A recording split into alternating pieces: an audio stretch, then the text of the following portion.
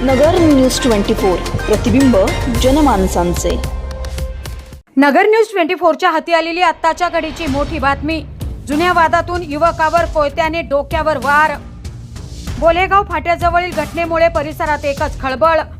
बोलेगाव फाटा येथे जुन्या वादातून श्याम कदम नावाच्या युवकावर टोळक्याने प्राणघातक हल्ला केल्याची घटना शनिवारी दुपारी घडली। टोळक्यातील एकाने युवकाच्या छातीवर बंदूक रोखून गोळीबार करण्याचा प्रयत्न केला, तर दुसऱ्याने त्याला मारहाण करत कोयत्याने डोक्यावर आणि हातावर वार केल्याचे प्रत्यक्षदर्शींनी सांगितले। यात युवक गंभीर जखमी झाला असून त्याला उपचारासाठी जिल्हा रुग्णालयात दाखल करण्यात आले। सदर घटना समजताच पोलीस प्रशासनाने घटनास्थळी धाव घेतली। गुन्हा दाखल केला होता, त्यांच्यावर आरोपी भेटल्याने मागे नाही घेतलं म्हणून। कोणी केला हल्ला?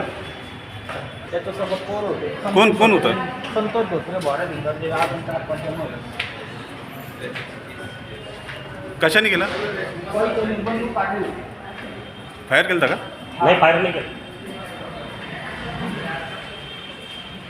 प्रतिनिधी निलेश आगरकर, नगर न्यूज 24, अहमदनगर। अशाच महत्त्वाच्या बातम्या जाणून घेण्यासाठी नगर न्यूज 24 ला सबस्क्राइब करा।